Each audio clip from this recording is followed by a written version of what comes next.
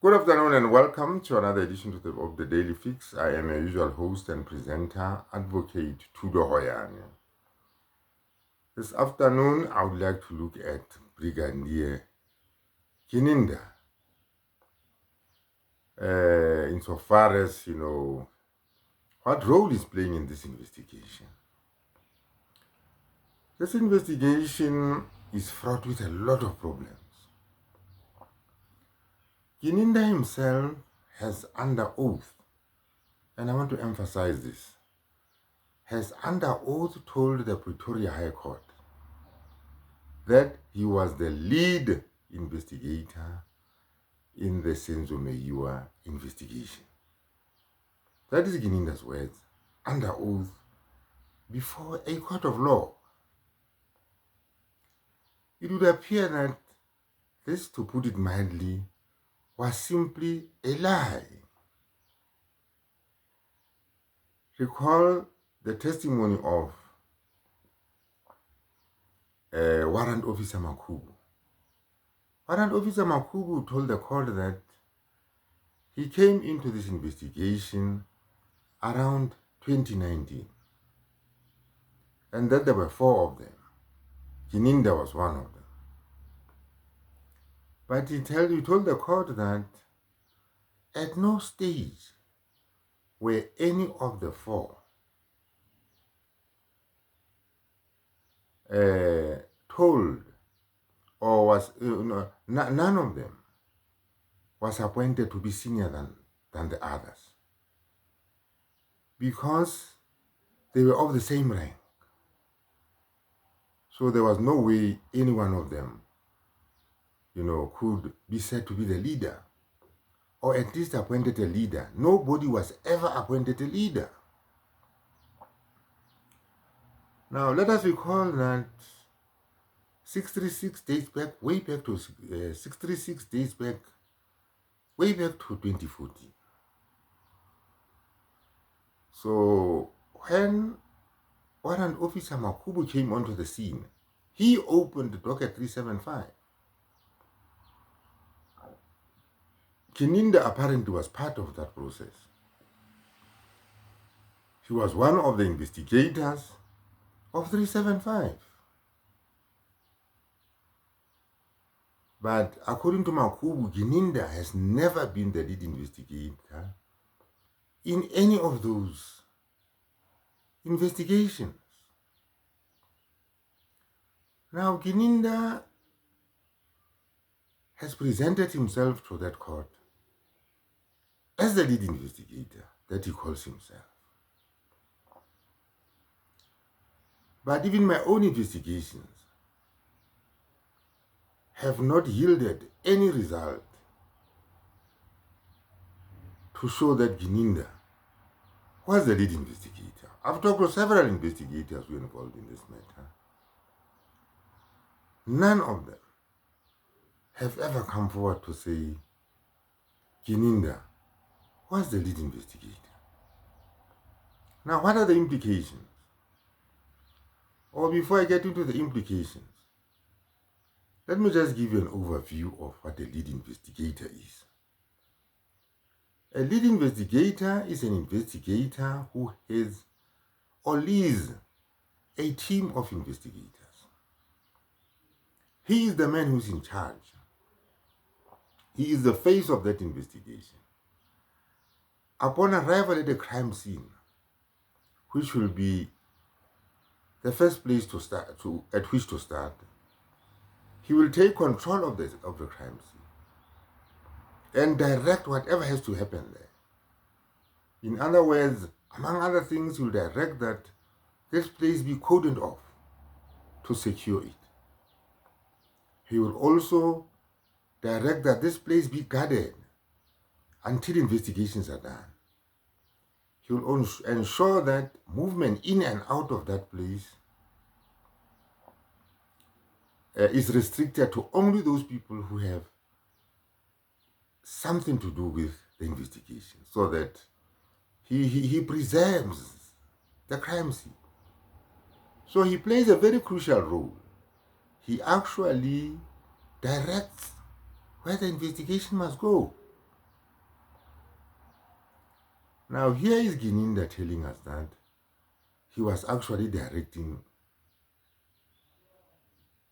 or, determining the course of the investigation as a lead investigator. This we know for a fact that it was a lie. It was a lie. He lied to the court. Gininda lied to the Pretoria High Court when he told it that he was the lead investigator. He never played any such role.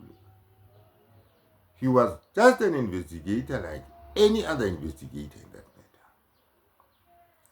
But let me just say, or go back to the consequences or the implications of lying under oath. Lying under oath is a very serious criminal offense, especially coming from somebody like Brigadier Gininda in a serious murder investigation as this one. Lying under oath, amounts to the crime of perjury. Amount of perjury. Because Gininda has to be taken to task by the investigating team to say to Gininda, please produce proof. Show us any piece of paper, whatever it is, that designated you as the lead investigator. So that, we have some evidence before the court that he was in fact a lead investigator. Gininda is not likely to come up with any such evidence. So he's a self-styled lead investigator. And you see, as a self-styled lead investigator, he wants the court to attach a lot of weight to the evidence that he has tendered in that court.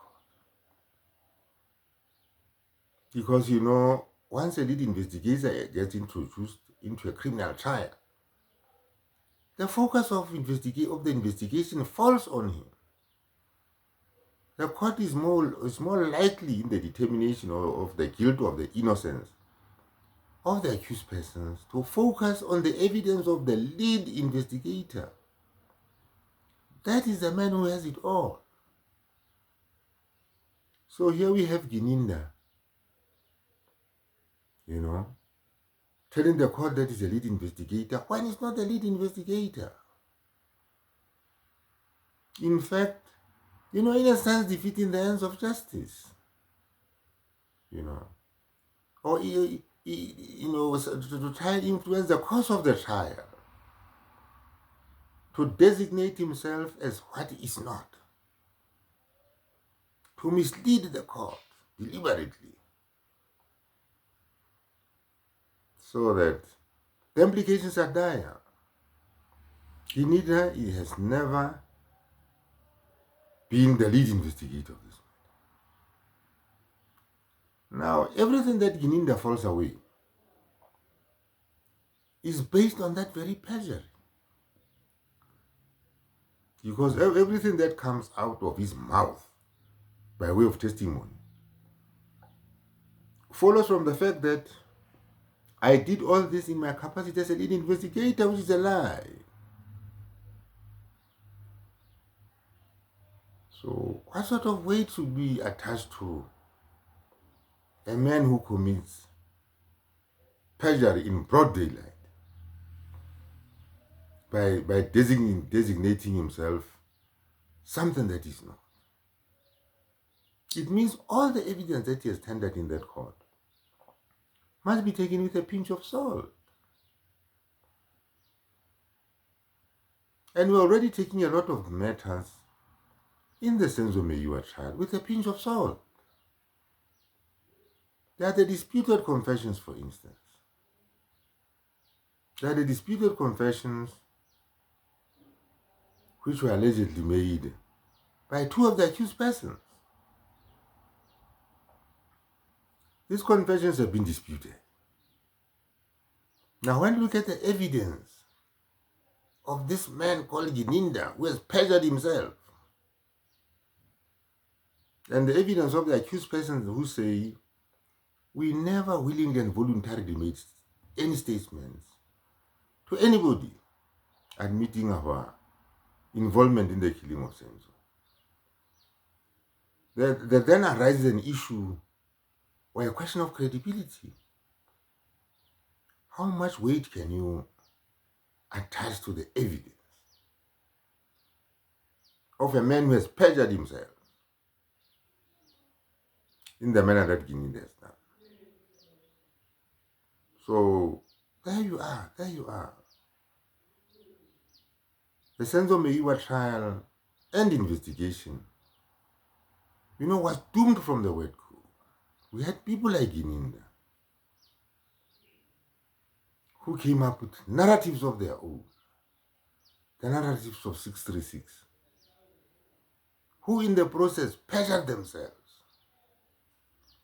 We have the narrative of Gininda, who in the middle of the trial and coming from out of the blue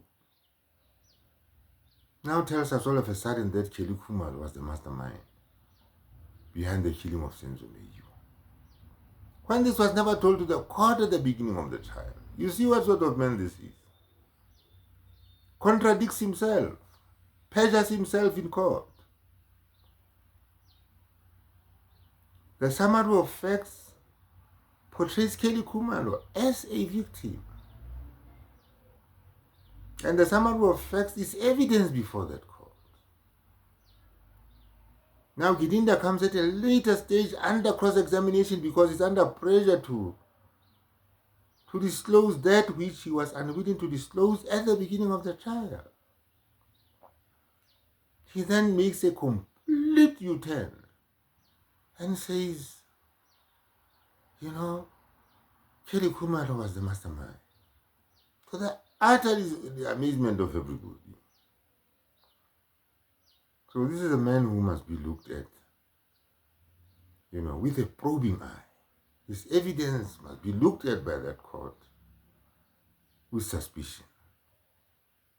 Because the man has perjured himself under oath. If you can perjure yourself under oath once, how many times can you do it to achieve your own ends and possibly to defeat the ends of justice? So having said that, please have a wonderful afternoon and enjoy the rest of the day. Thank you very much.